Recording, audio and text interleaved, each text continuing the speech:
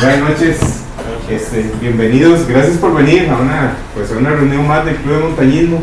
Hoy tenemos con nosotros a don Bernal, él es Bernal Pelado Rodríguez. Él es de la Escuela de Biología, tiene un doctorado en mamíferos, ¿verdad? Biología. Sí, ciencias biológicas. Sí. Ok, genial. Y pues leyendo su currículum, pues ha tenido una gran responsabilidad y la tiene, ¿verdad? Ha hecho numerosas publicaciones, ha tenido a cargo tesis de doctorado, tesis de licenciatura, tiene a cargo un montón y ha tenido a cargo un montón de proyectos también, ¿verdad? Entonces ahí es donde uno dice, es una persona que sabe, hay que aprovecharla al máximo, ¿verdad? Entonces vamos a iniciar con la charla de una vez, que es de murciélagos de Costa Rica.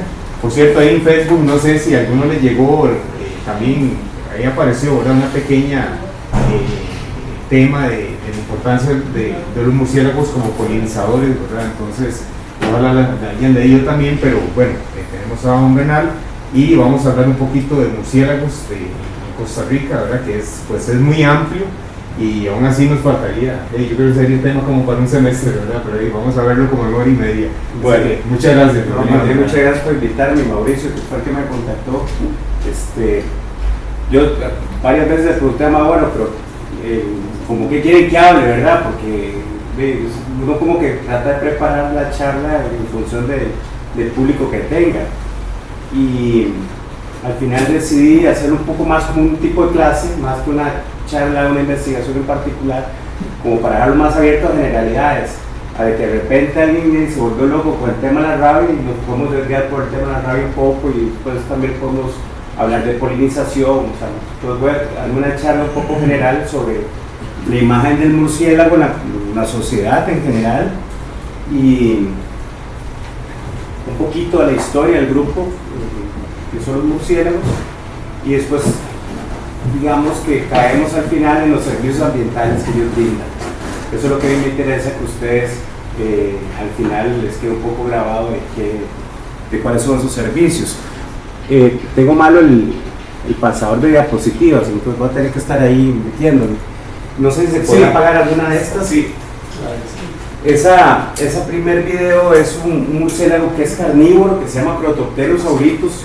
Es el segundo más grande en Costa Rica, es un bicho de este tamaño, así, un bicho grande. Bueno, eso está grabado con una cámara rápida, ¿verdad? Una high speed cámara. Ese come ratones, come pájaros, come a otros murciélagos. Digamos que la pirámide trófica es de los de arriba. Este ejercicio lo hago muy seguido y si alguno ya hay una charla mía, seguro ya ha hecho el ejercicio y sabe el final, pero no importa. Yo siempre le pregunto, y la primera vez que lo hice preparado, fue una charla que preparé con una gente del SINAC, de la Cordillera Volcánica Central, y yo les pregunté, era una sala, más gente aquí, y luego ¿cuál es el recuerdo más antiguo de ustedes, chiquitillos, de carajillos? ¿Cuál es el animal con el que ustedes se recuerdan? Entonces yo les pregunto a ustedes así, recuerden cuando estaban chiquitillos, ¿con qué animal es, digamos, el recuerdo más antiguo que tiene? O el perico, no sé, ¿cuál es? Dani. Insectos. Insectos, chiquitillo con insectos, sí, que jugando con hormigas. De todo, agarrada, todo. ¿Alguien que tenga otro recuerdo? Curiosamente yo estaba pequeño, hace unos años, recuerdo que una vez a la casa llegó, hay un murciélago blanco, curiosamente, el tema de murciélagos. Fue el primero que vi en mi vida y nunca más. ¿Dónde era? En Guapis. Ah, sí, Dictidurus, seguro. ¿Perdón? Dictidurus altus se Pero llama. fue la única vez que lo vi, estamos hablando hace unos 18 años, 20 años. Puede ser que esté vivo, porque los murciélagos son longevos. Hay murciélagos No, que... ese estaba muerto. Llegó muerto, entonces. No, o sea, ya no andaban. Entonces, Ya, pues a mí me asombró porque nunca he visto bueno, un murciélago entonces, blanco. sí, hay dos especies de murciélagos blancos en Costa Rica. Y uno que es el murciélago ectofila, que hace casas, que es el por lo que yo hice mi doctorado y le he dedicado 20 años de mi vida y sigo publicando sobre ese bicho. Son blancos. Y otro es uno que se percha solo, así que tal vez hayan visto en Carara, que es más o menos fácil de ver, que es el Dictidurus, un murciélago fantasma. Bueno, murciélagos, insectos, otro. ¿Alguien más normal? Bueno, yo sí, sí tenemos una finca en Guapiles, entonces sí preciso muy bien. Una vez en un potrero se me ocurrió levantar un pedazo de chonta, eso que le sacan un tronco, ¿verdad? Y había una Becker enorme abajo, ¿verdad? Pero también preciso, en una bodega había murciélagos negros, o sea... Pero mi recuerdo es así, el más normal que tengan, digamos. Está bien Sí, que uno de chiquitillo tenga esas visiones. Sobre todo si vive en Guapiles, ¿verdad? Sí. Normalmente en Guapiles y en las zonas rurales, la relación que tiene uno con los animales es distinta si uno crece en San José, ¿verdad? Sí, Esa es otra la relación. Becker era grandísima, ¿verdad? Podía tener 2 metros y algo, es lo que me dicen a mí. Usted pegó unos gritos y llegó todo asustado, fuimos a ver, y sí, lo que ve era una Becker enorme, ¿verdad? Y para referirme un poquito a lo que él dice, en una bodega había una colonia de murciélagos, por oscuros, pero había uno que entonces no sé si era... A veces hay albinos, a veces Ajá, hay albinismo ok. se presenta, no sé. Ok, entre la colonia había uno blanco. Sí, eso era albinismo. Y lo preciso muy bien, Que es que me llamaba la pierden atención. el pigmento de la melanina y terminan en blanco.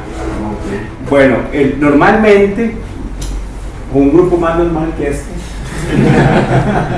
la gente habla que firularis y que cuchicuchi y miau miau, y verdad, eso es como lo más normal.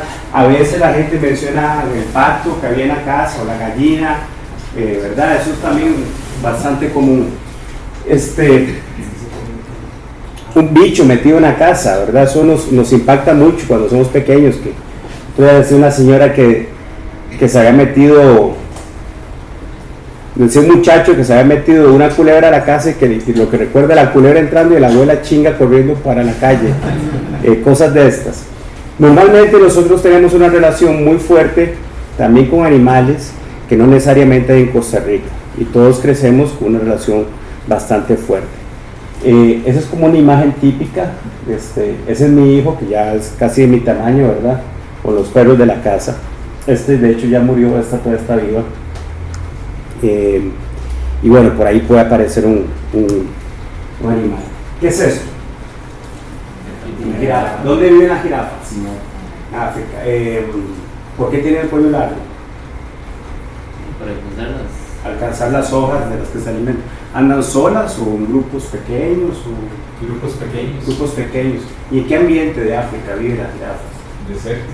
Bueno, no, desértico. Sabana. Sí, Sabana es como la definición más conocida, ¿verdad? ¿Qué es esto? Una zarigüeya. ¿Dónde vive? Un bosque tropical. ¿Andan en grupos o solitarios? Solitarios. ¿Y qué es? Es como una marca.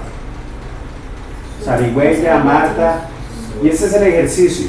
Ustedes saben la distribución de las jirafas, ustedes saben la dieta de las jirafas, saben el ambiente de las jirafas, saben el sistema, la estructura social que andan en grupos, saben morfología de las jirafas, pero no conocen un ostoche.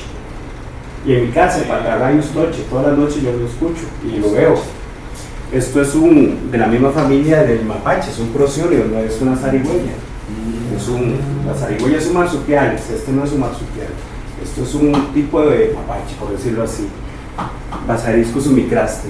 Y en las noches anda en grupos, andan separados y hacen ¡wuh! ¡wuh! Y come vertebrados. Esta foto es del volcán Barra. O sea, en el Braulio aquí hay, y muchos. En el volcán Irazú, usted se mete en YouTube y hay videos de estuches en el volcán Irazú. En mi casa en Patarrá hay bastantes. Y bueno, es eso, ¿verdad? Nosotros todos somos expertos en jirafas, y si hubiera hecho el ejercicio con hipopótamos, también somos expertos en hipopótamos o en leones, pero crecemos con un gran desconocimiento de nuestra fauna. Y ahí empieza, digamos, una desconexión muy fuerte con nuestra biodiversidad, que yo a veces digo, ¿por qué no habrán peluches de este bicho tan bonito? O un peluche de un zorro 4 ojos, o un peluche de una nutria, o por qué los móviles de los chiquitos tienen que ser elefantes y jirafas cuando hay tanto, pueden ser pisotes, ¿verdad? Hay un montón de detalles con los que uno crece que nos van alejando de nuestra propia diversidad. Y bueno, todavía yo puedo seguir preguntando, ¿y esto? ¿Y este? ¿Y este? ¿Y todavía qué me pueden contar de este? Ese real de una martilla es. No, Sí, es Esto es un zorro balsa, esto es un marsupial, Este es un zorro de agua que también es un marsupial. De arriba lo Y llaman- este cierra el saco para cuando se me sumerge con los bebés dentro del saco. Entonces un serafín de platanar o ceibita, Serafín. que es de la misma familia de los hormigueros, de los osos hormigueros, el más chiquitos, cíclopes. Y esto es Nyctomis umicraste, que también hay en mi casa, el patarrá. Pero al final de la historia, digamos, insisto, todos reconocen así y saben un montón de datos de los animales africanos, pero este bicho que está acá, digo acá, en el Valle Central, nadie tiene ninguna historia que contar de Nyctomis. La gente No sabe lo qué ve, es es eso. un ratón. Sí, y si acaso. Y claro, cuando entramos a grupos todavía menos vistosos y más difíciles de conocer, porque son voladores, porque son nocturnos, conocemos menos. Y esto es yo les puedo decir, este pesca, este es el que pasó volando, este es un vampiro, este se alimenta de néctar, este vuela como una mariposa dentro del bosque, tiene unas ventosas, y de repente les digo, los machos vocalizan y aprenden cantos para tener a las hembras enamoradas, y tiene unos sacos como hormonas aquí donde hace un montón de historia. Este vuela a 5 kilómetros de altura, si quiere, y hace migraciones, y etcétera, etcétera, ¿verdad? Entonces, Y lo vemos aquí, en Costa Rica. ese hay aquí, Ujú. la área brasiliense, hay aquí en San José, hay aquí en el campus de la U. Entonces, esperar que la gente conozca historias o que conozcan funciones de estos bichos en nuestros hábitats, de nuestros ecosistemas, es todavía más difícil de que la gente sepa un poquito de eso. Y sobre todo porque la imagen del murciélago es esta, ¿verdad? De Drácula, Sí. a colmillo pelado, bichos que se enredan los ojos, el Halloween, etcétera, etcétera. Esa es la típica imagen del murciélago. ¿Qué es lo que pasa con Drácula? Bueno, Drácula es una novela escrita por un escocés y está ambientada en Europa, y en Europa no hay vampiros. Y además Drácula no era un vampiro, Drácula realmente era lo que se llama vampir, que es un término de alguien que está muerto y que ocupa sangre para poder funcionar, ¿verdad? Entonces en las noches se despierta y tiene que chupar sangre como si fuera gasolina la sangre. Pero no es un murciélago en realidad. Después, en el cine le meten el tema del murciélago. Los murciélagos se relacionan con Halloween. Halloween es una fiesta celta, ¿verdad? Los celtas en Europa hacían grandes fogatas en el bosque. La luz en el bosque atrae un montón de insectos y los murciélagos felices comiendo insectos, ¿verdad? Entonces en las fiestas del bosque, para las fiestas celtas, los murciélagos eran parte del escenario de la fiesta. Y Batman, que puede ser de lo más positivo, que es medio jalado el pelo, porque Batman se viste de murciélago para meterle miedo a la gente, para meterle miedo a los malos, ¿verdad? Entonces tampoco es que está vistiéndose de murciélago como porque el murciélago es muy carga, sino para meterle miedo a los demás. Y bueno, ahí sigue, ¿verdad? La imagen del murciélago. Yo sé que se van a reír con este título, pero bueno, vemos esta parte del marido prostituye a su esposa. Cuando salió la imagen del chupacabras, que fue en los 90s, este es el extra. Esto es un murciélago que es el único, en la lista anterior que había en la ley de vida silvestre, era el único protegido, ahora hay más. Eso se llama Vampirum spectrum, es el murciélago más grande de América y es un carnívoro. Esto fue un Vampirum spectrum que el director de una escuela en Guanacaste lo agarró vivo, no sé cómo lo agarró, lo pegó vivo en una tabla y lo puso en una pulpería y dijo que era un pichón de chupacabras. Y que por eso lo tenían ahí, que lo habían agarrado y llegó el extra y le dio toda la pelota del mundo, etc. Con el cuento del chupacabras pasaron cosas terribles. Y todavía hay cosas más serias, por ejemplo esto, que es un veneno que se le pone, que en teoría se le debe poner a los vampiros, que son los murciélagos que se alimentan de sangre. Uno atrapa al vampiro, le pone este veneno en la espalda, lo suelta, él se va al refugio y ellos son muy sociales, entonces unos se limpian a otros. Llega el otro, chupa el veneno y se mueren los vampiros. Digamos, como para controlar las poblaciones de vampiros. Repito, vampiros son murciélagos que se alimentan de sangre, y ya más adelante les voy a contar un poquito más.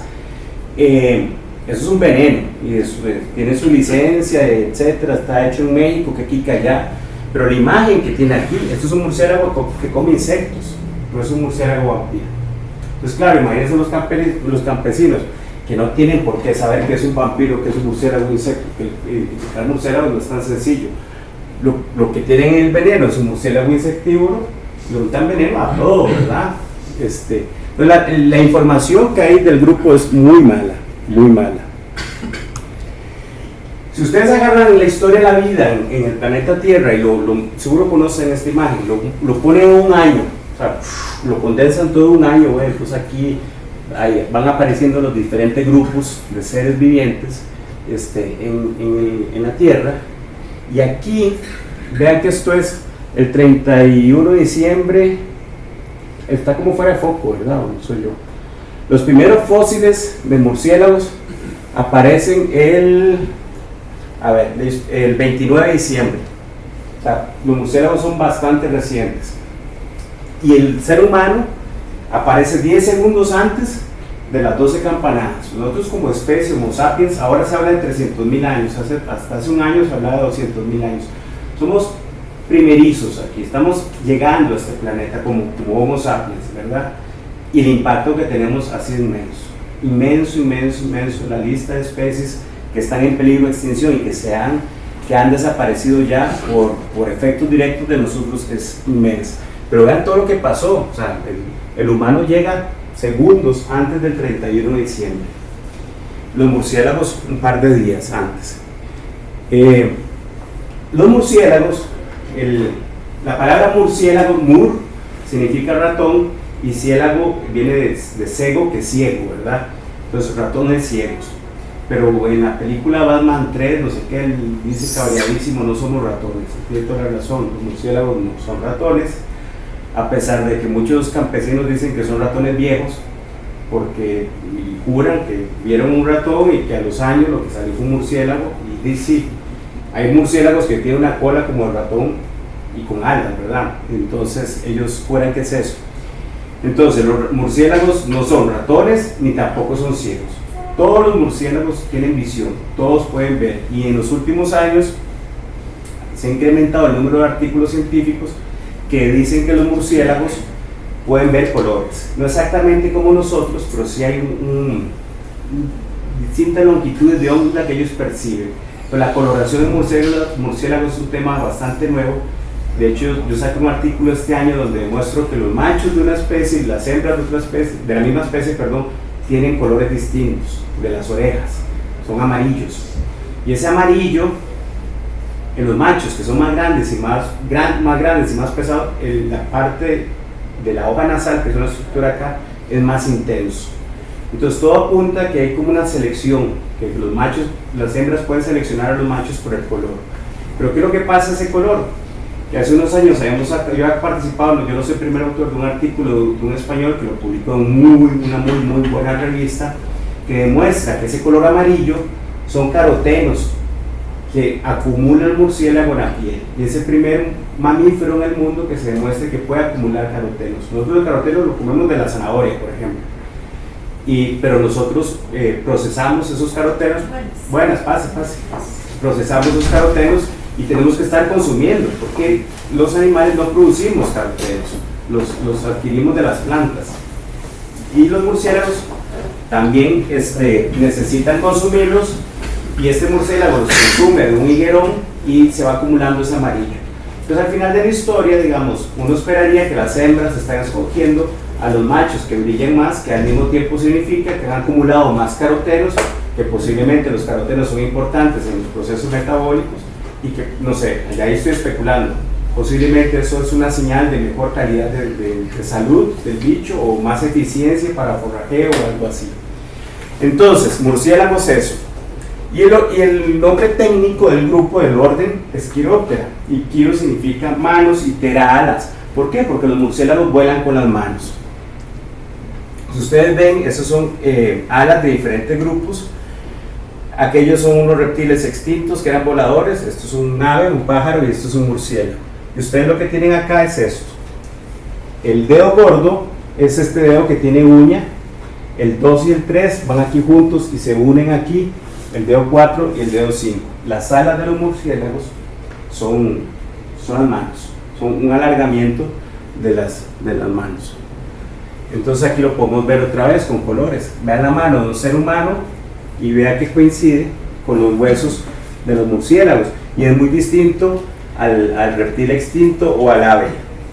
Ven el color morado, que no coincide muy bien con el cambio de los murciélagos, es una manota alargada. Estos que están viendo aquí son los dedos. Todos los murciélagos que hay en América solo tienen un dedo libre, que es el dedo gordo, que tiene un dedo, digamos, suelto, con uña, y hay unos grupos, una familia de murciélagos en el viejo mundo, que el segundo dedo también tiene uña, pero digamos que son muy pocas especies. El grupo como tal es el único grupo de mamíferos que vuela.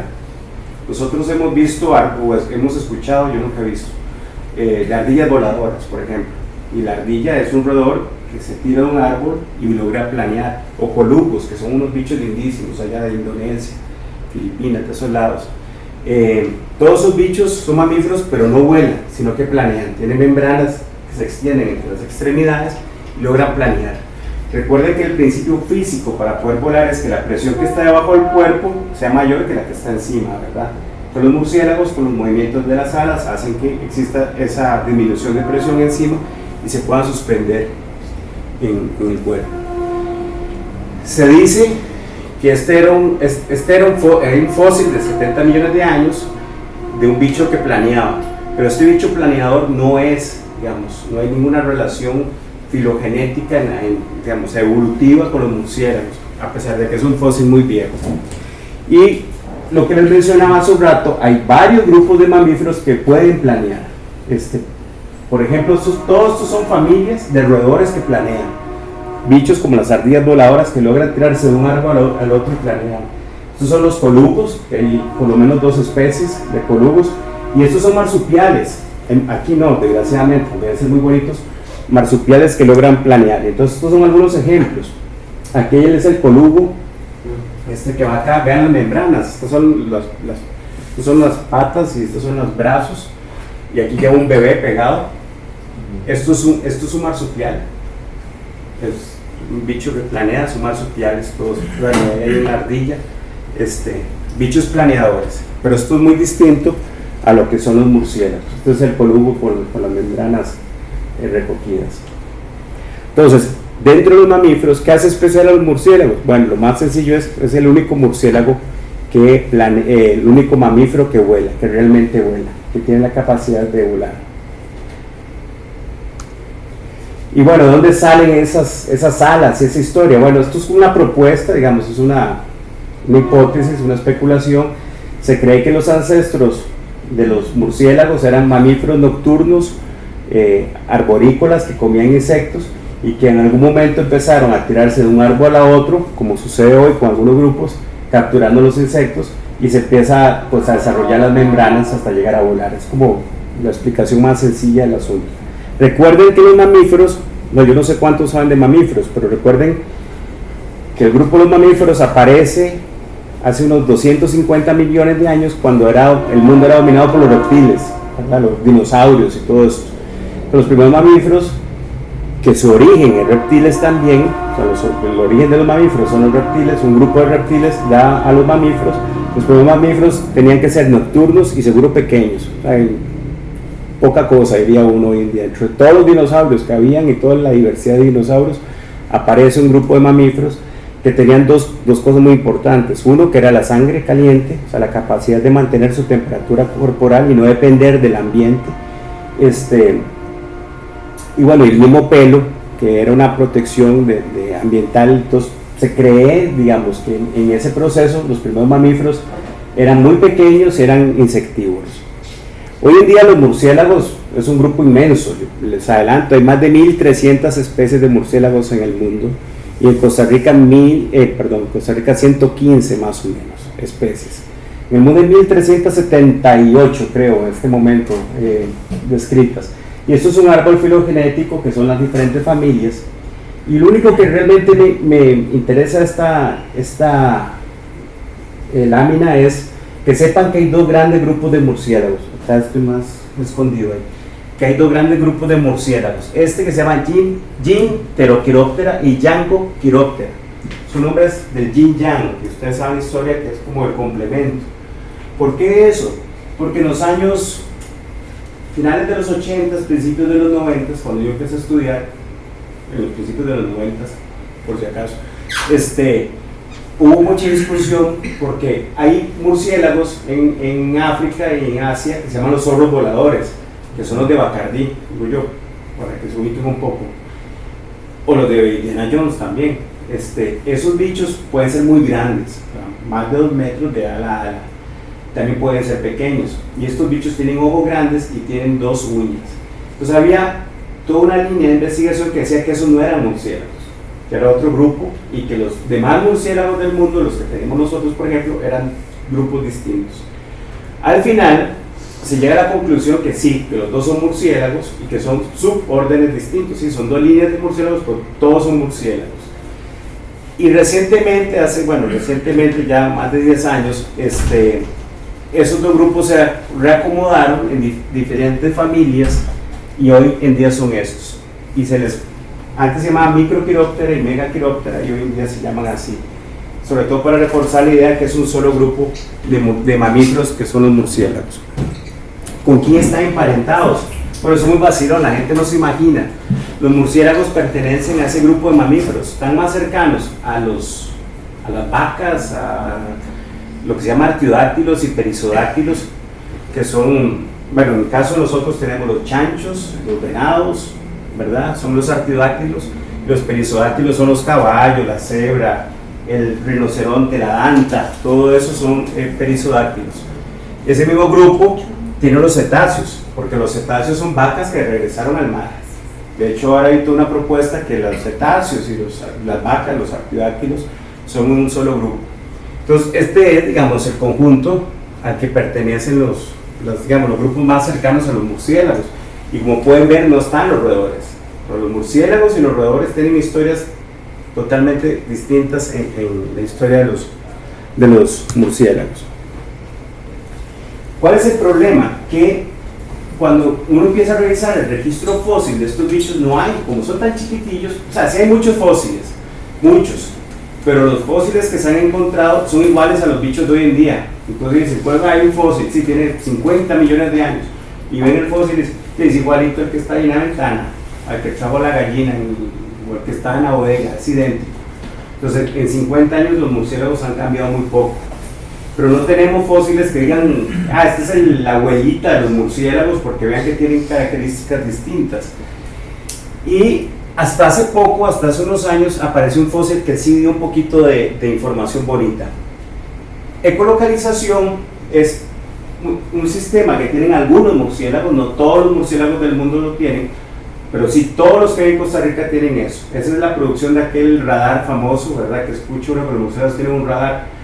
Esos que producen ultrasonido, ultrasonido significa que es un sonido que nosotros no escuchamos, va más allá del sonido ultrasonido, nosotros no lo percibimos, es una frecuencia más alta, nosotros escuchamos 18 kHz para abajo, a partir de 20 ya es ultrasonido, y hay murciélagos aquí, ahorita, ahí estoy seguro que hay bichos que andan a 70, 80, 115 kHz, muertos de risa, ¿verdad? Hablando mal de nosotros, no nos damos cuenta. Y ese sistema es que el sonido viaja, choca con un objeto y regresa, y yo lo interpreto. Entonces, en algún momento, alguien se preguntó qué fue primero, que los murciélagos producen el ultrasonido o volaron. Y eso fue porque apareció un fósil que dio información. Este fósil, que se llama Onychonycteris, tiene más de 50 millones de años, 53 millones de años. Y ese sí era diferente. ¿Por qué era diferente? Porque en todos los dedos tenía uñas. Y yo hace un rato les expliqué que los murciélagos hoy en día solo tienen un dedo con uña o 2 dedos con uña, depende del grupo. Y en todos tenía uñas. Entonces era como diferente. Y las proporciones de los huesos es diferente. Y también tiene aquí el hueso que se llama la ámpula auditiva, que es donde están las estructuras relacionadas con el ultrasonido. Entonces se hicieron varios experimentos para entender. Aquí es otra, es que hay 2 fósiles. Me parecieron a mí una vez en Canadá me lo prestaron el fósil, lo agarré yo así en la mano, y iba aquí viendo el tipo y pensé, puta más irresponsable, ¿cómo me da a mí esto? Entonces, lo puse así en la mesa, ¿verdad? Porque yo dije, yo soy tan salado que paso a la fama por el man que se le cayó el fósil, ¿verdad? Lo quebró. Exacto, sí, pues una plaquita así, ¿verdad? Una carajadita. Entonces se hicieron varios experimentos con mediciones muy sencillas. Entonces, por ejemplo, este es el ancho de esa ámpula auditiva que tienen distintos animales y este es el ancho del cráneo. Entonces empiezan a ver y vean que los zorros voladores, que son los murciélagos que no producen ultrasonido, son todos estos de este color. Y el fósil este está aquí. Entonces se parece a un bicho que no produce ultrasonido, digamos. Y estos son otros bichos totalmente distintos que colocalizan. Después midieron el brazo entre la pierna, igual el ancho del cráneo y esto, con diferentes grupos de mamíferos, y se dan cuenta que los mamíferos que no vuelan son estos, y los mamíferos que ya empiezan a volar son estos, y este bicho está acá. Pues llegaron a la conclusión, como que ya tenía estructuras para volar, pero no tenía las estructuras para el radar. Entonces llegaron a la conclusión que esos primeros murciélagos llegaron a volar primero y después, en algún momento en la evolución, produce el ultrasonido. Bueno, esto es el fósil que se conocía más antiguo, que era Icaronípteris, y este más viejo. Yo creo que este anda casi por 60 millones de años, Onychonípteris. Perdón. ¿Dónde viven los murciélagos? En todas partes. Prácticamente es un grupo cosmopolita. Si yo les pregunto a ustedes, ¿cuál es el mamífero que tiene la distribución más grande en el mundo? ¿Cuál es? ¿Cuál creen ustedes que es el mamífero más distribuido en el mundo? Ratos.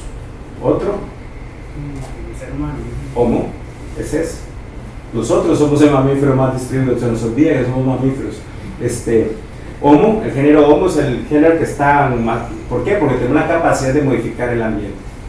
Que hace mucho frío, prenda ahí. Que hace mucho calor, prenda ahí. Conecte esto con un techo, ¿verdad? Modificamos el ambiente y eso nos ha permitido colonizar prácticamente, no todo, pero prácticamente todo el mundo.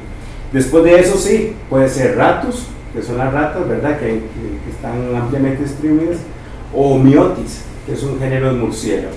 ¿Por qué? Porque los murciélagos tienen la capacidad de hibernar, algunas especies. Entonces, cuando en las partes más extremas de su distribución, o hibernan, que eso se apague la luz, ¿verdad? Se cuelgan y quedan dormidos, pasa el invierno, o migran.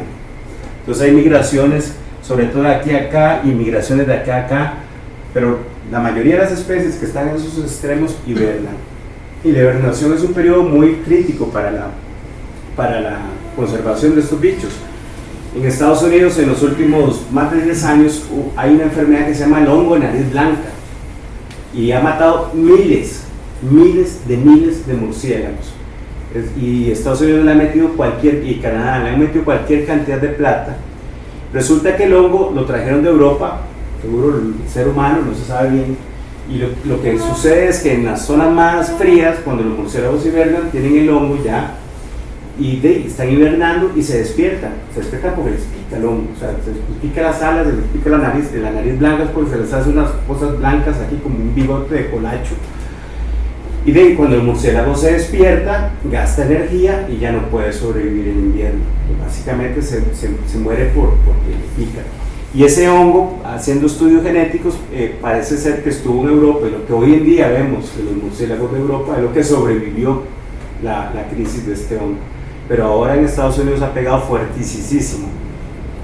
Pero bueno, esa es la distribución de los murciélagos. Prácticamente está en todos lados. Solo algunas islas muy lejanas no hay, por ejemplo en la isla del Coco no hay murciélagos. Hemos ido a buscar, de repente apareció un murciélago, pero iba metido en la bodega la lancha y abrieron y salió el bicho, ¿verdad? Feliz, bueno, no creo que feliz, pero salió el bicho.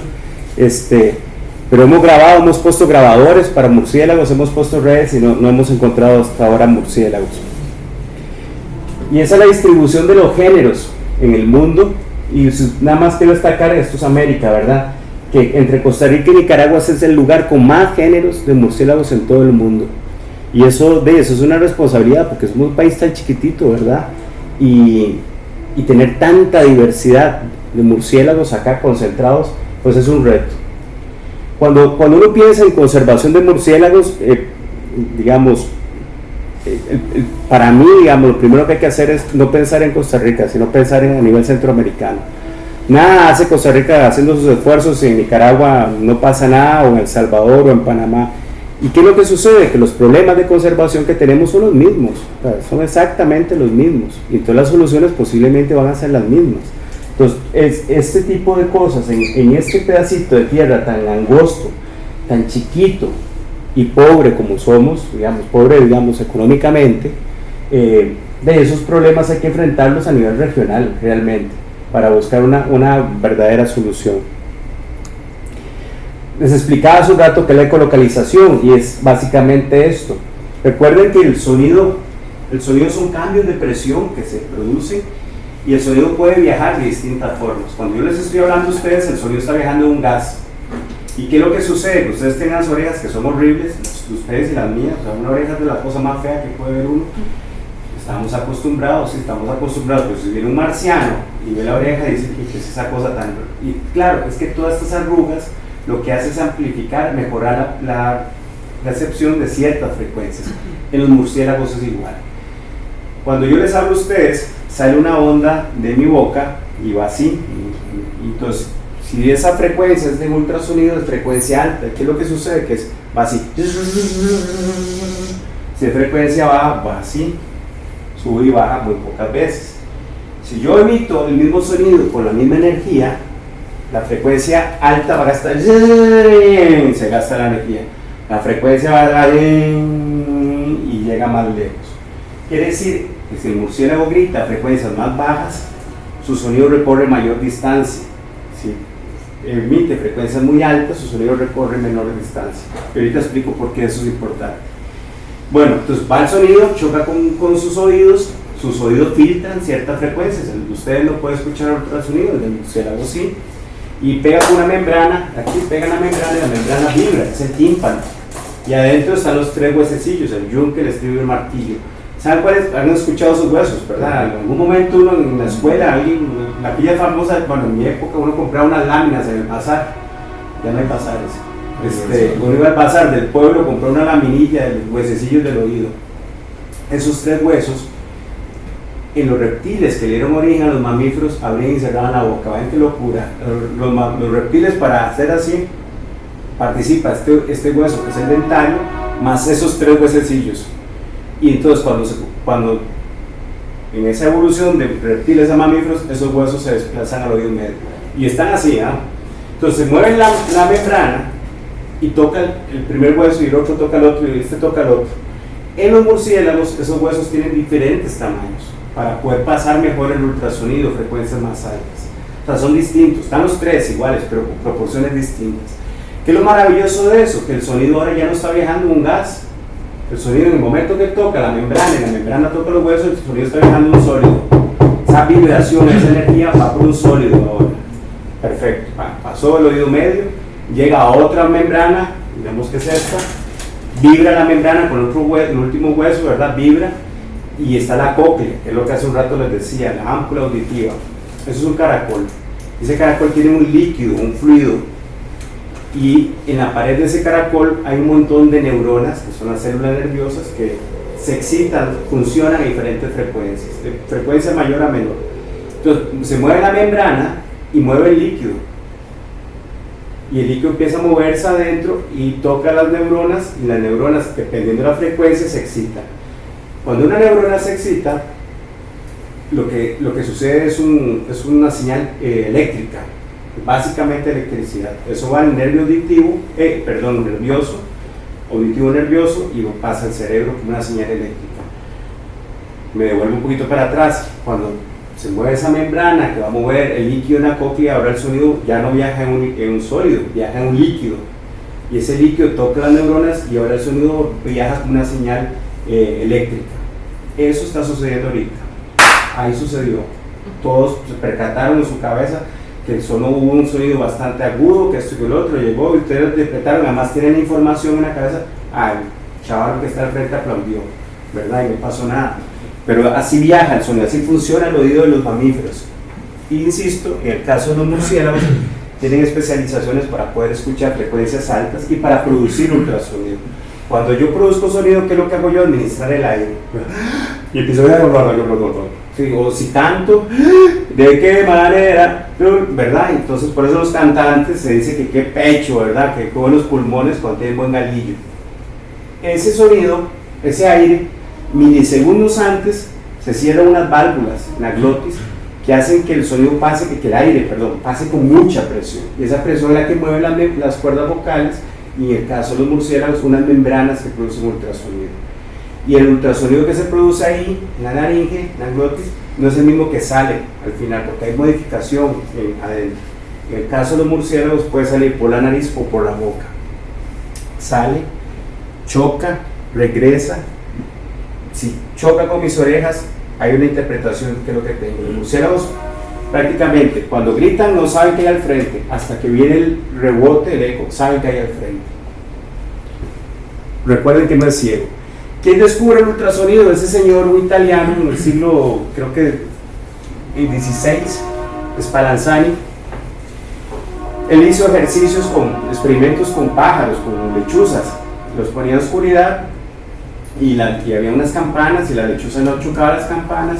Cuando le tapaba los ojos o el oído a la lechuza era diferente. Con los murciélagos, el tipo llegó y les tapó los ojos a los murciélagos, un murciélago feliz, pasaba, no chocaba con nada.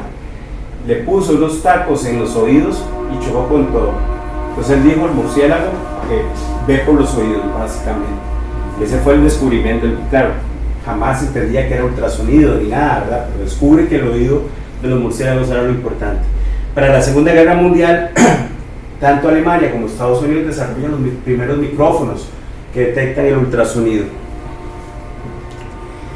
Esto es mucuna, esto ustedes lo ven, seguro han visto el ojo de buey, la semilla ojo de buey, que se hacen, no sé, llaveros y cadenas, cosas de estas. Se calientan y queman. Exactamente, y que es buena para las hemorroides y para la suerte y para la suegra y para todo, ¿verdad?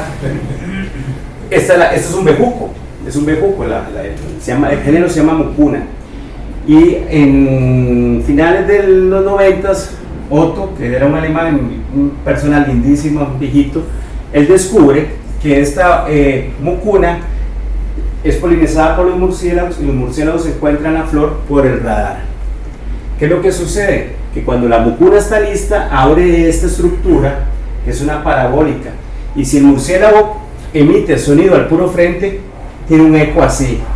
Pero si el murciélago emite el sonido frente a una hoja, una flor que no está lista, no hay eco.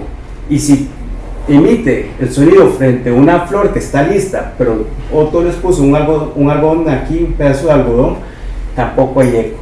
El murciélago encuentra la flor por la estructura, por el eco que brinda la flor. Y ahora hay más especies de plantas que se han descubierto que tienen características acústicas. Entonces el radar es fundamental para encontrar esas flores. Este come frutas, esta foto nunca la quito, es pésima, come piper, que es un candelillo, es muy común, aquí en San José también hay, es una espiguilla, ¿sí? Y huele a anís, es de la misma familia de la pimienta. Los murciélagos cuando vuelan en la oscuridad, estas plantas crecen en parches, y cuando estas infrutescencias están maduras, el olor tiene moléculas pesadas, entonces se mantiene abajo en el bosque. Por eso uno captura un montón de estos bichos cuando pone redes, porque ellos vuelan bajo siguiendo los rastros del olor. Y pues claro, el olor es como una campana, ¿sí, verdad? Entonces sube el rastro y de repente empiezan a volar y dicen, abajo hay comida. Pero ¿dónde exactamente? Porque está en la oscuridad completa. Entonces cuando el bicho se empieza a acercar a la espiga esa, este es el tipo de sonido. Esto es frecuencia versus tiempo, digamos, esta es la forma gráfica como vemos el sonido.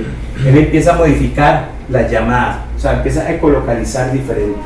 Entonces él recibe un eco diferente, y al final de la historia agarra el piper por puro oído. O sea, él detecta la textura que tienen los frutos maduros, es distinta a la textura del fruto verde. Entonces también lo hace con el radar.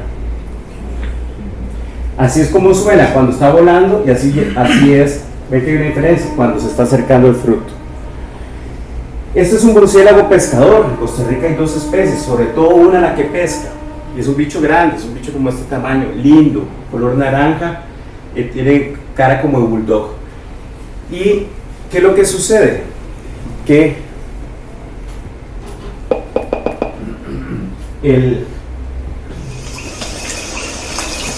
cuando en aguas planas, en aguas calmas, los peces The mueven rainforests of Belize la superficie del agua con las aletas y el murciélago, como todos los murciélagos, doblan las patas para adelante, no hacia atrás. Él hace arrastre sobre el agua con un hueso, como un remo, shower comes to an y end. con las garras agarra los peces. Predator begins ¿Qué es lo que él to descubre con el radar? Ese movimiento de las aletas que producen en la superficie del agua. Ve, los peces pasan y mueven el agua y el murciélago ecolocaliza y encuentra y mete las patas. Ve aquí ya la boca abierta, él va ecolocalizando. Le lleva el pez.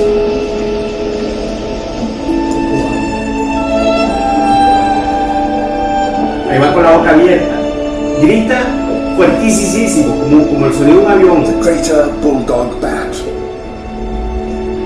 A flying mammal, Dirige hacia a abajo, fisherman. mete las patas, las dobla hacia adelante y ahí agarró el pez. Se come 30 en una noche.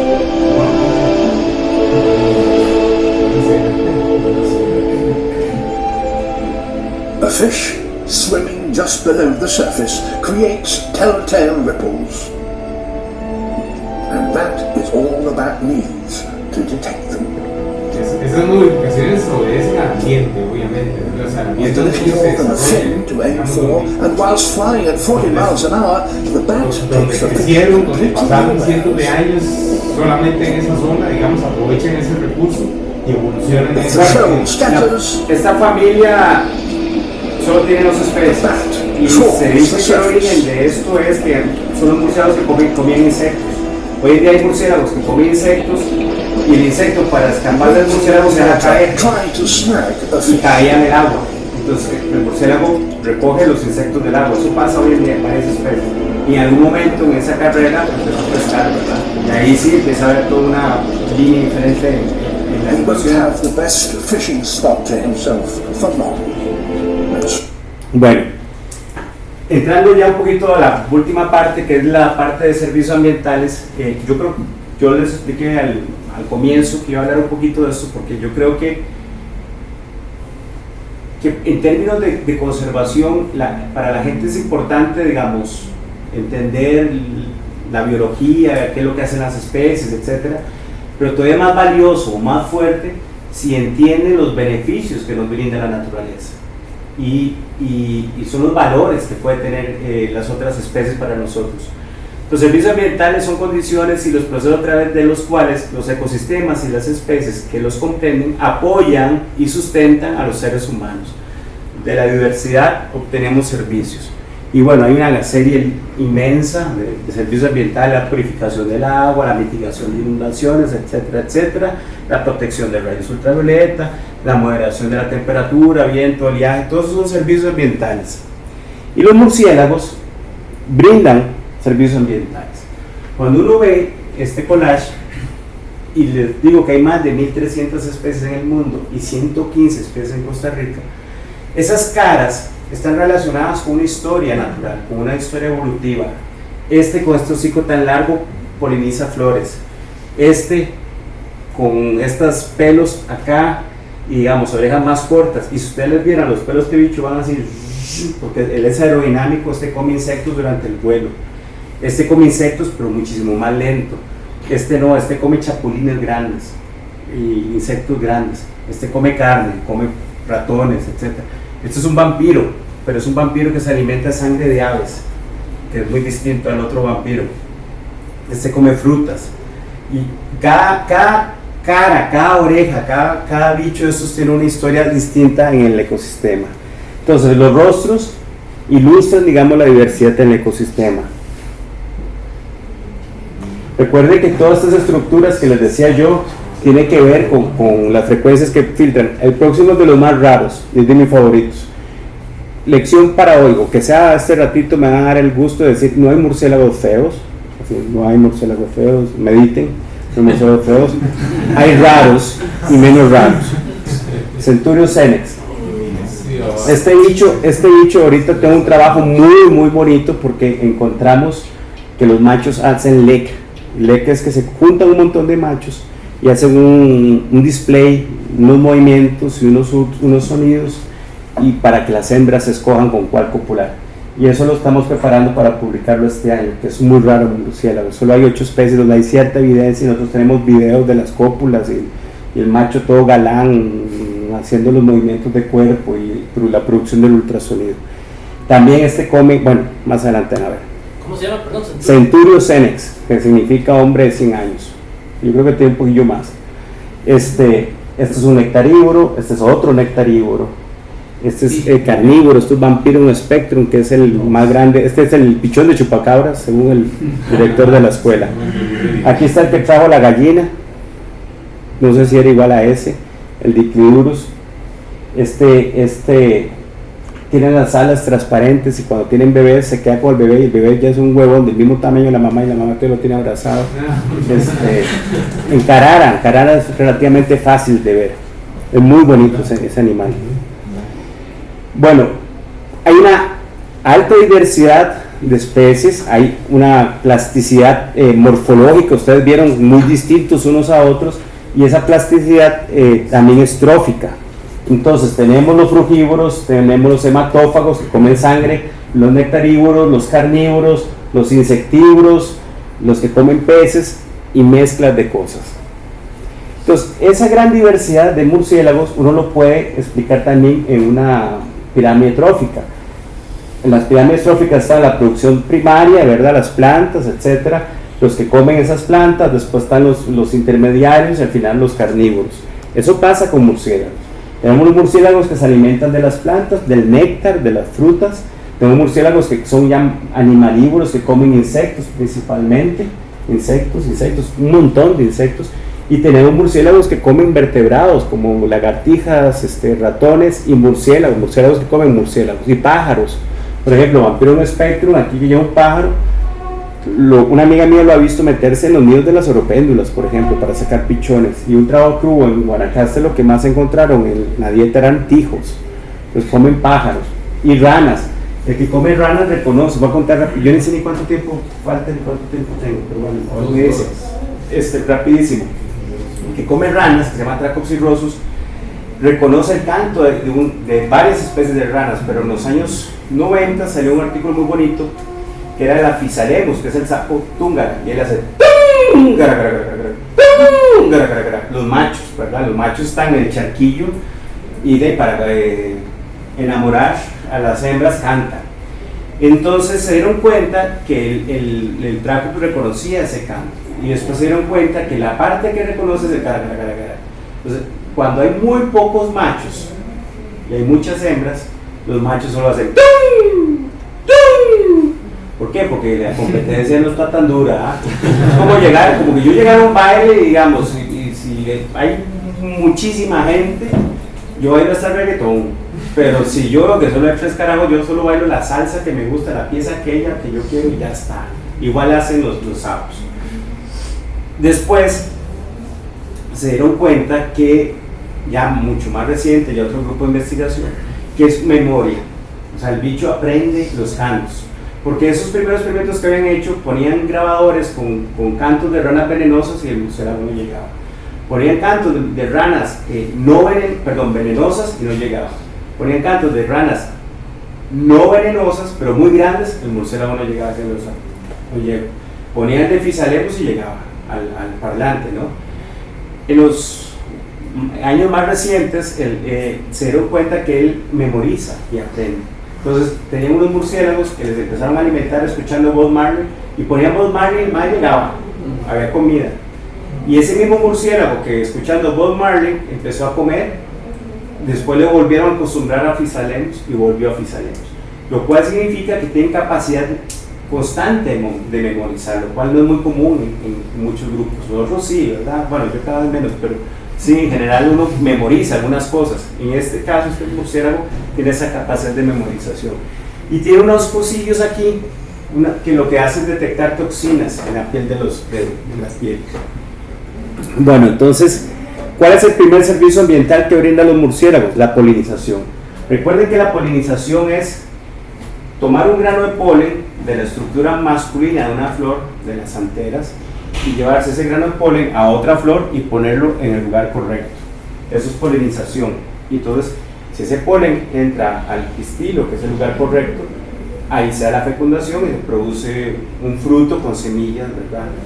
Se da la reproducción de las plantas. Normalmente cuando uno piensa en polinización piensa en los pájaros y principalmente en los colibríes, pero la polinización también sucede en murciélagos.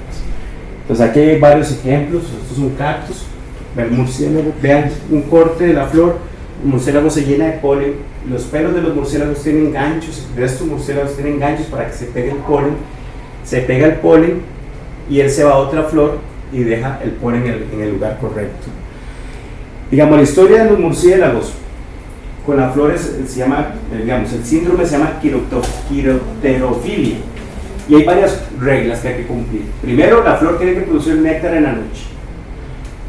Segundo, la flor tiene que estar en un lugar expuesto para que el murciélago pueda llegar y el murciélago tiene que encontrar esa flor. Entonces normalmente son de colores blancos o con colores en ultravioleta. Los murciélagos ven ultravioleta, entonces si nosotros viéramos ultravioleta veríamos eso como un anuncio de Las Vegas, ¿verdad? No sé, como un nightclub o quién sabe qué, y ellos ven eso.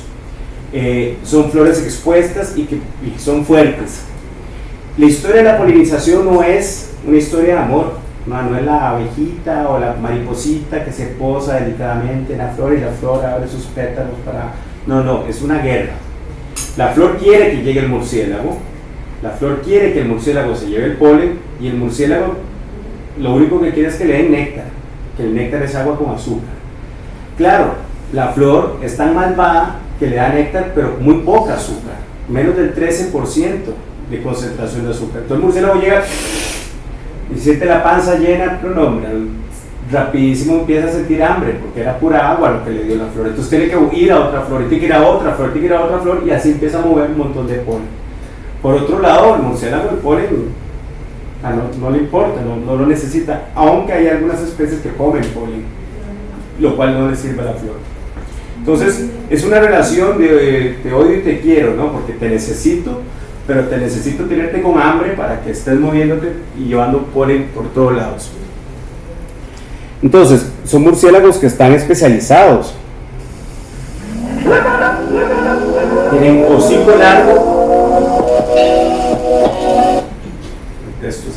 Tienen hocico largo, orejas pequeñas para poderse meter en la flor y la lengua larguísima. La lengua es larguísima y la lengua hay dos tipos de lenguas.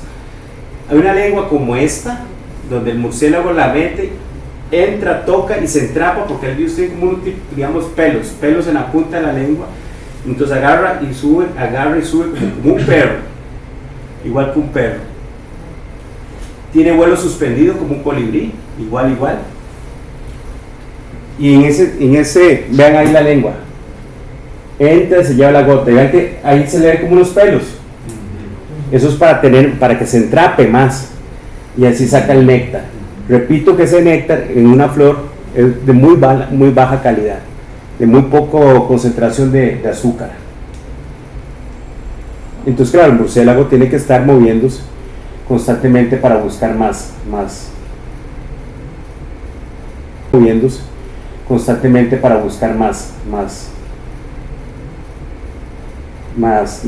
néctar. Estos murciélagos también tienen que comer insectos porque ocupan aminoácidos que tienen solo los animales. Entonces tienen una tasa metabólica muy acelerada, ¿verdad? Porque esa es la energía de ellos. Ven como los pelillos que tienen. Bueno, un buen ejemplo de un servicio ambiental de polinización es cuando los murciélagos polinizan plantas que nosotros utilizamos. Y hay varios ejemplos, pero el más fácil para poner a la gente más contenta son los agaves, que usamos siempre. Los agaves del cual se produce tequila dependen de la polinización de los murciélagos. ¿Qué es lo que sucede? Que el agave, cuando la flor no es polinizada, se puede autofecundar y cae un clon. Y entonces en México por muchos años se dejaron estos clones y hoy en día las plantaciones de agave con las que producen mezcal y tequila, prácticamente todas esas plantaciones vienen de muy pocos individuos, todos son clones. ¿Cuál es el problema de eso? Que no hay diversidad genética. ¿Qué significa eso? Que si llega una enfermedad, todos somos iguales y si la enfermedad es fuerte nos jodimos todos, no tenemos las defensas, no tenemos la plasticidad para responder distinto a la enfermedad. Y eso sucedió ya en los años 2000. hoy en día hay un proyecto muy bonito que es que algunas partes de la plantación dejen flores para que los murciélagos empiecen a hacer entrecruzamiento entre distintos individuos de agave y que se empiece a aumentar la diversidad genética. Pero bueno, la industria de agave es importantísima para México, ¿verdad? Vean esos datos, más de 1.000 millones de toneladas de cabezas de agave se cosecharon, 292 millones de litros, la economía de más de 50.000 familias, y eso básicamente, toda esta historia depende de la polinización de los murciélagos. Entonces, murciélagos nectarívoros, tenemos ese, y no tiene el hocico muy largo, pero bueno, ahí está, más o menos. Este está con el hocico más largo, es más especializado. Este es más especializado, y tenemos casos extremos como este, que es como un caballito de mar. Entonces, claro, mientras más largo el hocico, más profundo pueden llegar a una flor. Entonces, vean aquí el largo de la lengua. Vean la especialización del animal. Hocico angosto, largo, y además una lengua larguísima. Ese es otro ejemplo. Vean hasta dónde llega aquí la lengua. O sea, vean el tamaño de la lengua, es más larga que el cuerpo.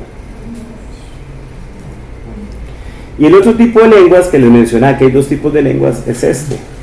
Esto es un loncofila.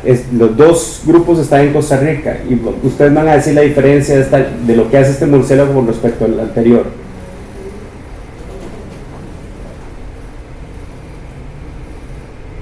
¿Qué ven distinto? Que mantiene la lengua en el líquido. Tiene la lengua en el líquido, exactamente. Exactamente. ¿Qué es lo que sucede con esta otra lengua, que son los loncofilas? Que entra a la lengua y lo que tiene es un canal lateral, y que por movimientos musculares succiona, como si fuera una pajilla. Y ahí por ahí se ve cómo se engorda y se adelgaza, y se ve como un canal, por ahí va el líquido, lateralmente, ¿ven? Y en ciertas tomas se nota. Entonces es otra historia completamente. Son dos grupos de murciélagos que hoy en día hacen cosas similares, pero no pertenecen a la misma familia. Pertenecen a la misma familia, no a la misma subfamilia. Bueno, para que vean, esos son diferentes ejemplos de flores que son polinizadas por murciélagos.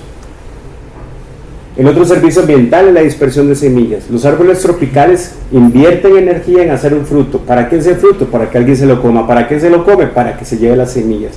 Hay como un principio que es que mientras más lejos, yo soy el árbol madre, entonces mientras más lejos caigan las semillas mías, hay mayor probabilidad de que esa semilla germine. Porque si caen aquí, van a competir conmigo. Yo no quiero competir con mis hijos. ¿Me explico?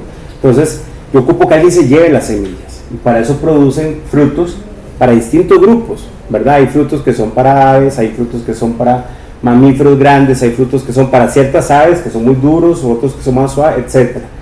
Y ahí van las semillas.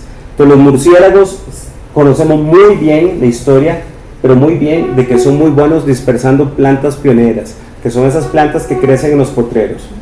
Que se está cayendo el cerro en Pérez de León, porque pucha, en Pérez de León se volaron todo el bosque en los 50. Bueno, eso se va a regenerar primero por los murciélagos. Ellos son los que dejan caer el piper, la cecropia, todas esas plantas pioneras son dispersadas por murciélagos y son fundamentales en la restauración de nuestros bosques. Pero no solo dispersan plantas pioneras. Hace unos años sacamos un trabajo que es un murciélago chiquitito de Sarapiquí, muy pequeño, que vive aquí en estas hojas que él mismo corta y hace casas, tiendas de campaña. Esto es una charla que puede durar 3 días. Este es el grupo que yo trabajo principalmente. Ellos cortan las hojas. Ellos cortan las hojas. Esa es otra historia que ni me den pelota porque nos vamos mañana. ¿Qué es lo que sucede? Que normalmente cuando el bosque se fragmenta, o sea, cuando empezamos a deforestar y dejamos pedazos de bosque, los mamíferos y las aves y los bichos grandes desaparecen. Eso es como un principio. Y esos bichos grandes comen semillas grandes y son importantes para dispersar esas semillas grandes. Pero sabemos bien que los murciélagos que se mantienen en esos fragmentos comen muchas semillas, muchos frutos pequeños, y son buenos para dispersar semillas pequeñas. Esto es 1 centímetro cuadrado. Y eso lo sabemos por la literatura. Ustedes hagan todos los trabajos de dieta, los murciélagos, uno agarra el murciélago, una red, lo mete en una bolsa, espera 10 minutos a que cague, abre y siempre es esto: piper, cecropia, y verdad. Entonces toda la literatura de las dietas de los murciélagos anda alrededor de eso. Pero ¿qué pasa con estos frutos grandes cuando desaparecen? ¿Qué pasa con las semillas grandes cuando en la fragmentación de los bosques desaparecen los monos, desaparecen los chanchos, desaparecen las pavas, etcétera, etcétera? Hicimos un trabajo en Sarapiquí, en la selva, en Tirimbine, en fragmentos pequeños. Voy a pasarlo lo más rápido. Esta es una tienda de murciélago. Entonces, que recogimos las semillas que estaban debajo de las tiendas de los murciélagos y hicimos controles. ¿Para qué? Para demostrar que las semillas que están acá son la lluvia natural de semillas, que es diferente a lo que el murciélago está trayendo. La idea es que el murciélago va a distintos árboles, agarra semillas de ahí, pero también agarra semillas de acá y agarra semillas de allá, se viene aquí a comer y deja caer.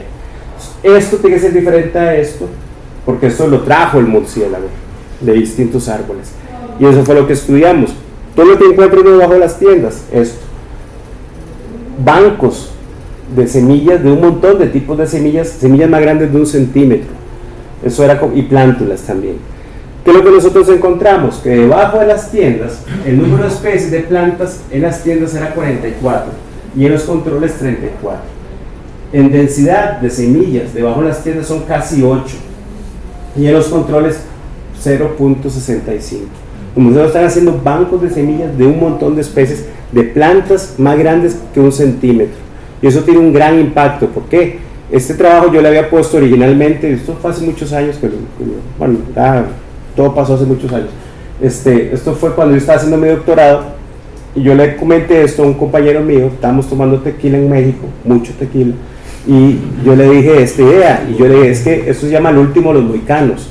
Cuando desaparecen los mamíferos, los murciélagos quedan y siguen cumpliendo el papel. Y él trabaja más con plantas y yo trabajo más con murciélagos, y yo ya tenía datos y al final montamos este artículo que fue un impacto muy bonito, porque él le abrió los ojos a mucha gente que los murciélagos también dispersan semillas grandes. Vean, espondias, Calophyllum, Otoba, son semillas grandes. Y claro, esto no se lo traga un murciélago y menos que lo carga en la bolsa, ¿verdad? O sea, eso es como un jocote, el mismo género jocote.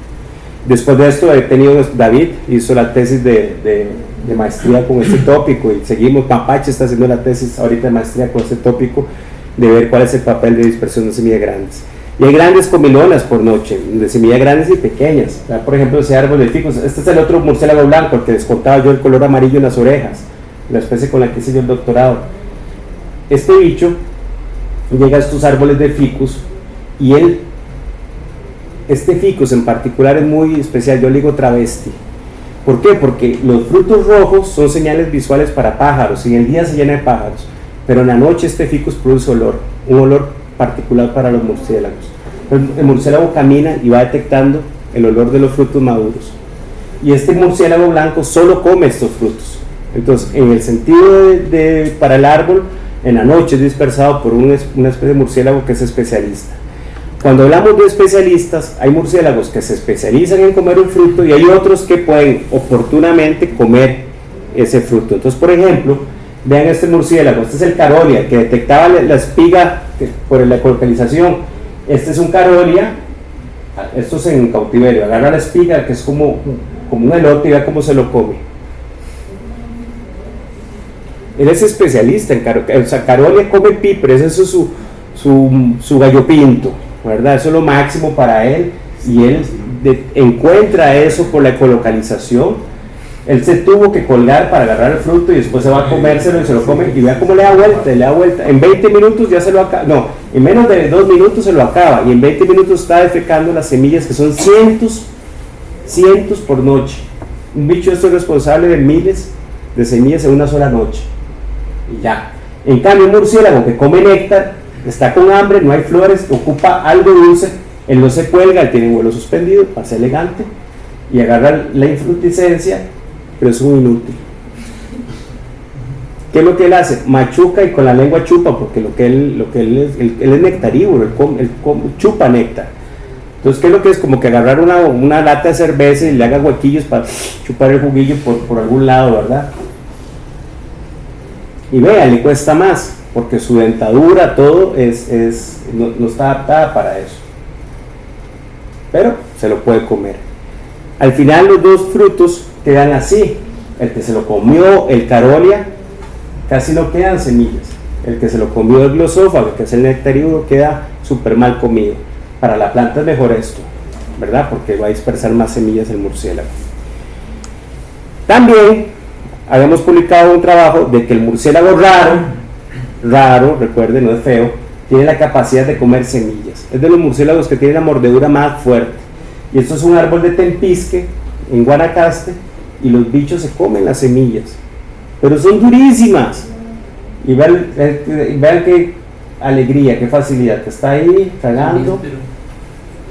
Esa es una semilla durísima, y eso se está quedando dormido y se recuerda, no, estaba comiendo. Y le pega un mordisco. Y ahí empieza a comer, depreda semillas, lo cual no es bueno para las plantas. El último servicio ambiental es control de insectos. Los murciélagos que comen insectos durante el vuelo. Cada millón de murciélagos de esta área destruye 10 toneladas de insectos por noche. ¿Qué es lo que sucede? Que esto es un trabajo que hicieron un montón de gente en Estados Unidos, en Texas, con esta especie, que es aquí hay. Y esas manchas son las polillas que salen de los cultivos y los murciélagos que llegan a comerse las polillas. Son millones de murciélagos. Hay una cueva Bracklin, que es la cueva que tiene más mamíferos en el mundo, tiene 20 millones de murciélagos en la cueva. Yo estaba ahí unas 3 veces, y usted va, se sienta con una hielera, con cerveza, con Coca-Cola, con lo que usted quiera. Los que me conocen saben por qué me senté. Y son horas los murciélagos en un río, porque son 20 millones de adultos más 20 millones de bebés los que están ahí. Y eso es lo que se ve, ¿verdad? Entonces, los murciélagos, comiéndose todos sus insectos en los cultivos de algodón y de maíz, ahorran una cantidad altísima de dólares que los campesinos tienen que gastar en insecticidas, porque es un control biológico. Y ese tipo de cosas suceden acá. Cristina, una estudiante mía, hizo la maestría grabando los murciélagos que comen en las bananeras, en las piñeras, comparados a los que están en el bosque. Y hay muchas especies que están realmente depredando insectos en estos cultivos. No sabemos si lo que se están comiendo son plagas, posiblemente no, pero están comiendo insectos en estos ambientes. Otro servicio ambiental, pero menos evidente, es que los murciélagos que comen sangre, hay 3 especies, que son los vampiros. 2 comen sangre de aves principalmente, y 1 come sangre de mamíferos, que es el vampiro común, que es el que la gente le tiene mucho miedo. ¿Por qué le tiene miedo? Porque al ser un mamífero que le chupa la sangre a otros mamíferos, hay una alta probabilidad que se infecte de enfermedades. Y una de las enfermedades más comunes es rabia, es un virus, y ese virus no tiene cura. Cualquiera de ustedes, si lo muerde un mamífero, en cualquier momento, en cualquier circunstancia, lo que tiene que hacer es irse a vacunar. Y son 3 o 5 inyecciones en el bracito, no duele nada. Lo que duele es que alguien en la caja consiga las inyecciones o entienda que lo mordió a uno, porque la gente aquí, digamos, no sabe muy bien cómo tratar esto. Pero bueno, si lo mordió un murciélago, si lo mordió cualquier otro mamífero, un pisote, un mapache, tiene que irse a vacunar. Nada pues. ¿Pero va a vacunar contra? La rabia. Contra la rabia, okay. Claro, porque la rabia es un virus, dura un tiempo en llegar al cerebro, porque es lento eso, y cuando llega al cerebro ya no hay cura. Ahí no hay vacuna, no hay nada, usted se muere. El año pasado, ustedes tienen noticias, se murió un tipo que posiblemente fue que lo rasguñó un murciélago que él encontró enfermo, y lo agarró en una cueva, estaba enfermo. Esos son los datos que tengo yo no creo que no soy testigo de cómo sucedió. Y parece ser que lo raspó, el tipo nunca se fue a vacunar ni nada, y empezó a tener problemas, y bueno, la rabia ya era tarde. Ahí no hay cura. Costa Rica es muy rara la rabia, es muy rara. En 20 años hemos tenido 2 casos o algo así. Hace unos 10 años hubo una niña, creo que fue en San Víctor, ¿no? Más bien por Ciudad Neyli, que la mordió una ardilla y se murió, ¿verdad? También tenía rabia. A todo esto, normalmente, les voy a poner un ejemplo, simplemente para que vean cómo es nuestra sensibilidad con las especies. Cuando un ganadero, un jaguar le ataca una vaca y se la mata, o un puma, él puede llamar al SINAC, ¿verdad? El sistema Ministerio de Ambiente, y el gobierno lo atiende el caso. Inclusive, digamos, en el mejor de los escenarios llegan ahí tratan al campesino casi como un psicólogo, ¿verdad? Y le piden y hacen un esfuerzo para que el tipo no mate el jaguar. Lo cual me parece bien, no lo estoy criticando. O sea, está bien, claro, por supuesto, hay que salvar el jaguar y ver, bueno, hay un problema, hay un conflicto ahí que hay que resolver. Pero si esa vaca muere de rabia, el gobierno también atiende el asunto. ¿Cómo lo atiende? El gobierno va y mata a todos los murciélagos que hay. La atención es totalmente distinta. La vaca murió de rabia, pues van y matan a los murciélagos frugívoros, a los nectarívoros, todos se matan. Y la gente reacciona que hay que matar a los murciélagos. Cuando esta niña la mordió una ardilla, igual fueron a matar murciélagos. Pero es una ardilla, hay que matar a los murciélagos. Esas son, digamos, las percepciones distintas que tenemos nosotros dependiendo. Si en el cielo raso de la casa de ustedes hay un zorro pelón en el vecino, normalmente la gente mata al zorro pelón. Lo mata. ¿Por qué? Porque es un bicho feo.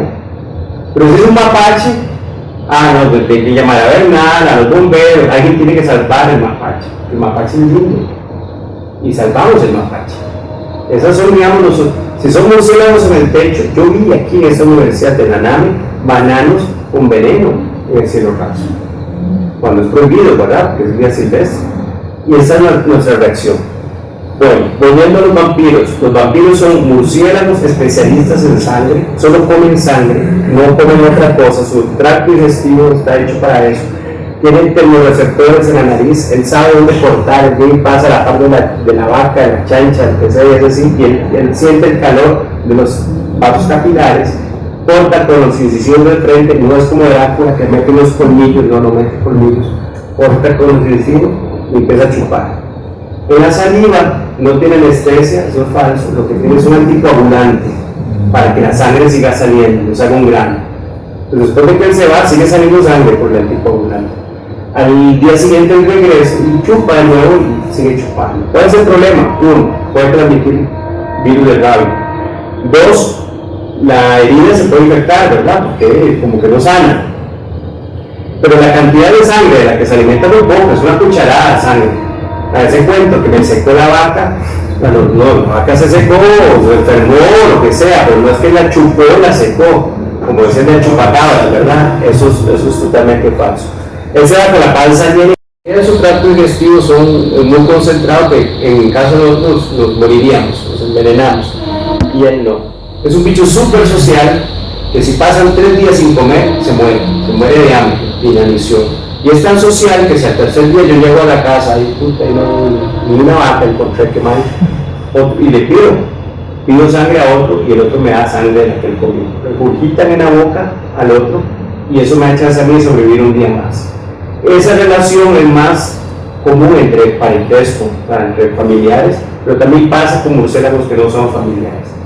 Entonces son tan sociales que se ayudan de esa forma. Yo tengo videos de una hembra, por ejemplo, vampiro pariendo, y otra hembra cortando el ombligo, yo así, cortando el ombligo con la boca, ayudándole.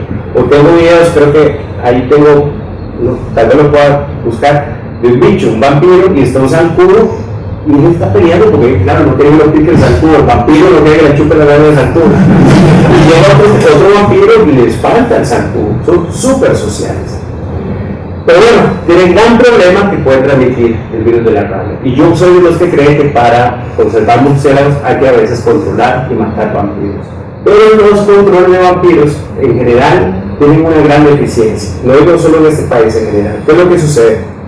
La vaca murió. Entonces, la gente viene a matar los, digamos que en este caso los vampiros nada más. Porque repito, normalmente matan todo. Pero vienen a matar los vampiros. Los vampiros que se van a matar hoy, que esa vaca murió, esa vaca, cuando la mordió un vampiro con rabia, fue hace 4 o 5 meses.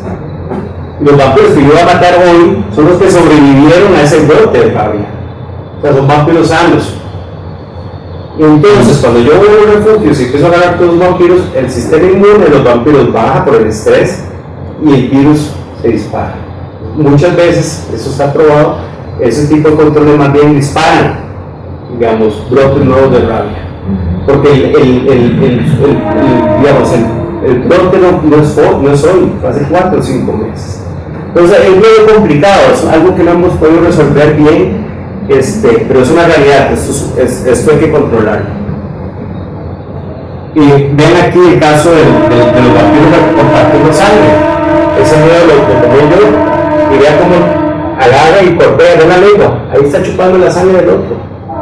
Eso es una locura, digamos. Está aquí, este le está haciendo como cariño digo yo, y le está chupando la boca al otro, pidiéndole sangre, porque ocupa sangre para sobrevivir un día más. Bueno, ahí se ve. Cada vez somos menos tolerantes a convivir con otras especies, y nos estorba la cucaracha, nos estorba la araña, nos estorba el murciélago, nos estorba el solopelón, o sea, todo eso no solo nos estorba, sino que hay que eliminarlo. Y yo soy de los que creen que mientras menos diversidad hay en nuestros ambientes, menor es la calidad de vida del ser humano. Entonces, tampoco soy el extremo de que de repente hay que vivir en un zoológico, pero hay que tener, digamos, dimensiones que realmente es un problema y que no es un problema. Entonces el libro busca un poco eso. Para los murciélagos en los techos no hay una receta.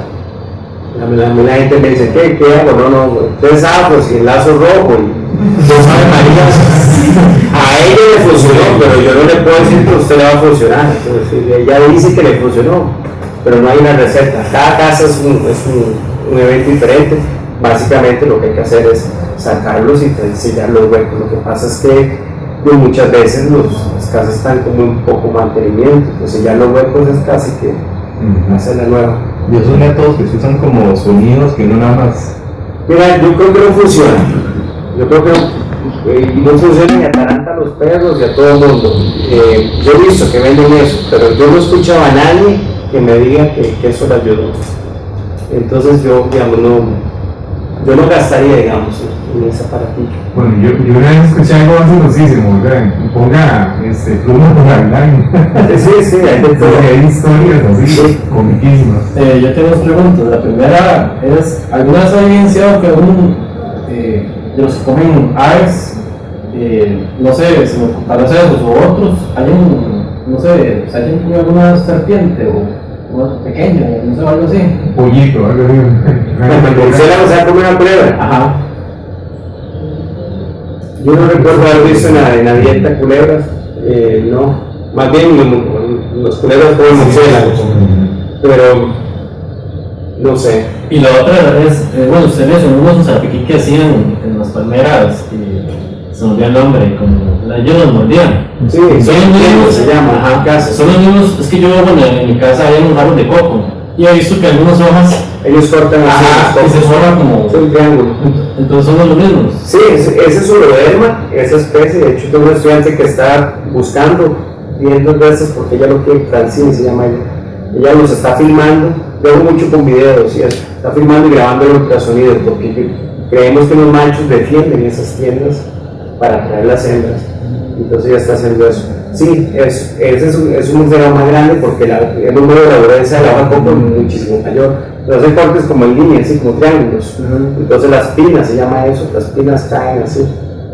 En ese caso, tenemos un artículo que esa especie, la tasa metabólica, digamos, nosotros como los mamíferos mantenemos la temperatura constante, hay una temperatura en la que gastamos menos energía. Entonces, si usted está en el cero de la muerte, está muerto de frío y está temblando, y ahí está gastando energía.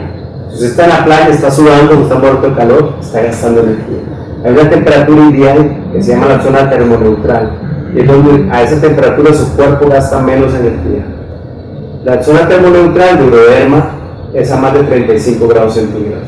Y eso explica por qué hacen las casas en las palmas de coco, en los jardines, en la plaza de fútbol, en lugares expuestos al sol. El murciélago blanco salva energía a más de 25 grados centígrados. Y son unas heliconias que cierran así, y este espacio cerrado mantiene mucho el calor de los bichos. ¿Sí, señor? Escuchándole un poquito a lo que usted presentaba, ¿solo el vampiro es transmisor de rabia o algún otro tipo de especie de murciélagos puede transmitir la rabia? Sí, cualquier mamífero en el mundo puede transmitir la rabia, cualquiera. Un gato, un perro, un mapache, o sea, cualquier mamífero son transmisores de rabia. De las especies. De los vampiros, de los murciélagos también hay varias especies que pueden transmitir la rabia. ¿Qué es lo que sucede? Que el vampiro tiene una alta probabilidad Por la sangre. porque él muerde a otros mamíferos todas las noches. entonces tiene más chance de enfermarse. En cambio, el que come frutas puede ser que tenga rabia, porque se la pegó un vampiro, porque no sé por qué, pero su probabilidad más baja. Pero sí, digamos, cualquier mamífero que lo muerda a uno puede transmitir rabia, si tuviera la rabia, claro. La otra pregunta, Perdón, la rabia, perdón, otra que quede claro, la rabia en su estado final del virus se transmite por la saliva. Entonces, en la saliva es que va el virus, ¿verdad? Pues cuando lo muerde a uno, o si digamos lo raspa a uno, pero ellos habían chupado los dedos, ahí hay saliva y ahí podría transmitir la rabia. ¿Y uno se contagiaría por eso? Por eso de rabia no. Pero otra cosa sí, ahorita les explico. No, la segunda pregunta es, ¿cómo hacer? Bueno, muy interesante, yo lo felicito por la conferencia porque la imagen que uno tiene, el vampiro y el murciélago es malo, es malísimo, es algo que más bien uno tiene que estarlo sacando, digamos. Pero la pregunta es, ¿qué otro beneficio podría tener? Que me parece muy bueno que usted presentó, digamos, a nivel de murciélago en zona de Sarapiquí. Bueno, Sarapiquí, yo viví 10 años en Sarapiquí y ese trabajo de frutas de semillas grandes fue hecho en Sarapiquí. Ahí está la selva, Trinidad, porque yo vi la Virgen.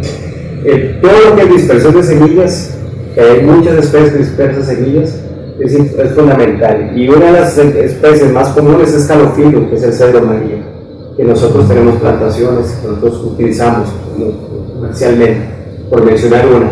O el manú también, por mencionar otra. Entonces, la dispersión de esas plantas naturalmente es por murciélagos, que es un servicio que ya mencioné, y lo de polinización también, la mucuna, etc. Esos son los principales. Tenemos que partir del hecho de que las especies tienen un valor, pero los valores son distintos. Un valor puede ser el valor de existencia. O sea, yo como ser humano tengo que respetar de que esa otra especie tiene un valor de existencia. Si yo soy religioso, puedo decir que es parte de la creación de Dios, del ente que creó el mundo. Si no soy religioso, también soy consciente que cada especie tiene un valor de existencia, pero también puede tener un valor comercial de uso, ¿verdad? Y es cuando yo hablo de servicios ambientales, estoy hablando de valores de uso, o sea, que son cosas muy específicas que le dan un valor que puede ser cuantificable en términos de plata al ser humano, pero ese es el valor, digamos, de uso. Pero hay un valor inherente, digamos, que es de existencia, que todas las especies tenemos. Nosotros dependemos de la diversidad. Hagan el ejercicio, levántense un día y empiecen a hacer una lista. Que me peiné con un cepillo de madera. ¿A madera? ¿Qué madera? No sé, balsa, bueno, broma, pero me da la balsa. ¿Qué tuvo que pasar para que yo tenga ese peine? O sea, ese árbol, ¿cuántos años tuvo que crecer? ¿Qué bicho polinizó? ¿Qué bicho dispersó? ¿En qué suelo? O sea, para que yo tenga ese cepillo de madera de balsa, o una cama de madera, no sé qué montón de procesos tuvo que pasar para que yo tenga eso. Pero al mismo tiempo, güey, que comí gallo pinto, bueno, que el culantro, que la abejita que polinizó, que el frijol, o sea, hay un montón de procesos ecológicos que pasan. O sea, que uno dice, ¿cuál es la probabilidad de que se den todos para que yo pueda tener un día una calidad de vida que la que tengo? Nosotros dependemos completamente de la diversidad, o sea, absolutamente. Y no somos conscientes de eso. Creemos que no sé, que está ahí, pero no. Y entonces, voy a poner el ejemplo que tal vez no es bueno, el de la balsa. Entonces decimos, sí, la balsa, bueno, pero entonces hay que cuidar las balsas. No es solo cuidar la balsa, es cuidar la balsa y los polinizadores de la balsa y los dispersores de la balsa y lo que me permite que haya suelos donde crezca la balsa, ¿verdad? Es un montón de procesos ecológicos que lo tenemos que ver. Sí. Lo de las heces, otro problema que hay, que es real, para que yo aquí no voy a ocultar los problemas que tengo un museo, mencioné la rabia, que es uno, y hay otros. Uno es en las cuevas, donde hay mucha humedad y hay altas temperaturas, en el guano, en el excremento de los murciélagos. Eso es algo porque los que se metan en cuevas tienen que meterse con mascarilla porque crece un hongo, el hongo que produce histoplasmosis. Entonces, uno inhala las esporas. Y entonces puede ser, si inhala las esporas, que el hongo se desarrolle en los pulmones. ¿Tiene cura? Sí, pero si no se cuida, puede morir de histoplasmosis. Es una gripe fuertísima. y a veces pasa como si nada. O sea, yo creo que yo tuve histoplasmosis y porque me hicieron unas placas, está llena de puntitos negros, pero que sea eso, puntitos negros, y a mí el doctor Arsenio me dijo, ¿usted se mete en cuevas? Más o menos, ¿qué puede hacer cuando tuviera histoplasmosis? Y yo, bueno, seguro. A mí no me gustan mucho las cuevas, pero porque la sensación esa, pero sí me tocó en México meterme muchas, y en Brasil ahora que tengo un proyecto me ha tocado meterme mucho en cuevas. La histoplasmosis es un problema también con el guano de los murciélagos. Han salido muchos artículos en los últimos 7, 8 años de enfermedades emergentes relacionadas con murciélagos, y esa información hay que tomarla muy bien porque hay mucha plata, hay mucho dinero en el mundo para hacer una búsqueda de pesca. ¿Qué es una búsqueda de pesca? ¿Qué plata? Yo soy la farmacéutica, pero claro, la farmacéutica no me da la plata, se la da no sé quién, no sé qué, y al final alguien dice, bueno, ¿qué plata? Váyase al trópico y busque virus. Y eso pasa. Entonces, que encontré el virus del DIPA, encontré el virus de encontré en distintos animales. ¿Por qué digo yo que es investigación de pesca? Porque es ir a tirar a ver qué sale. O sea, no hay una pregunta ecológica, no hay realmente una observación, es ir a buscar virus. ¿Y qué es lo que sucede? Que usted encuentra aquel virus, él tiene virus ahí, o sea, estoy seguro que él tiene virus. Como yo tengo aquí, como tengo virus ahí en todos lados. Eso no significa que nos vamos a morir por esos virus. O sea, que una especie tenga un virus, para que ese virus pueda afectarme a mí, tiene que suceder un montón de transformaciones para que ese virus pueda atacarme a mí y producir una enfermedad. Entonces, ¿qué es lo que sucede? Que de repente encuentran el virus de la gripe, no sé qué, lo tiene tal murciélago. Sí, lo tiene hace 60 millones de años y no ha pasado nada. Déjelo, él verá, como si se cura con trapitos húmedos, en serio. Pero eso no significa que el murciélago me va a enfermar. Pero, ¿qué es lo que sucede? Que en los periódicos lo que sale es eso. Murciélago tiene el virus de la gripe, no sé qué, la cuchicuchi. ¿Qué es lo que sucede? Que todo el mundo matar murciélagos. Y puede ser que el murciélago era en la India, pero igual hay que matar los murciélagos. Entonces, la información de las enfermedades emergentes se maneja muy mal, muy mal. Para muchos casos en África que han relacionado a los murciélagos con enfermedades emergentes, no es claro todavía si era reservorio, si fue vector, no está claro. A más la reciente que tuve yo de maestría, ella hizo su tesis con dengue y murciélagos y la publicó en una muy buena revista, ahora está haciendo su doctorado. Y ella lo que hizo fue sacarle sangre a la gente de Sarapiquí, sacarle sangre a los murciélagos que viven en los techos y agarrarlos zancudos. Y ella llega a la conclusión que, por ejemplo, el dengue, cuando llegan los murciélagos mueren, no lo replica, y ahí muere. Es un callejón sin salida. Pero el dengue no participa en nuestra enfermedad, no es protagonista en esa historia. Los murciélagos no participan en el ciclo del dengue que enferma al ser humano. No tiene ayuda. Sí, si le llega ahí muere porque no lo va a replicar y entonces el virus ahí desaparece. Pero encontró muy poco AN de dengue. ¿Algo más?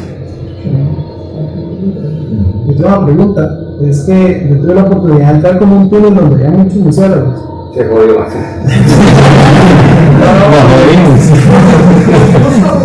Y entonces yo escuchaba un sonido. Tienen como un sonido como un chillido, como grillos o algo así. Eso no se lo trabaja. No, porque usted lo está escuchando. Exacto. Ellos producen muchos sonidos audibles.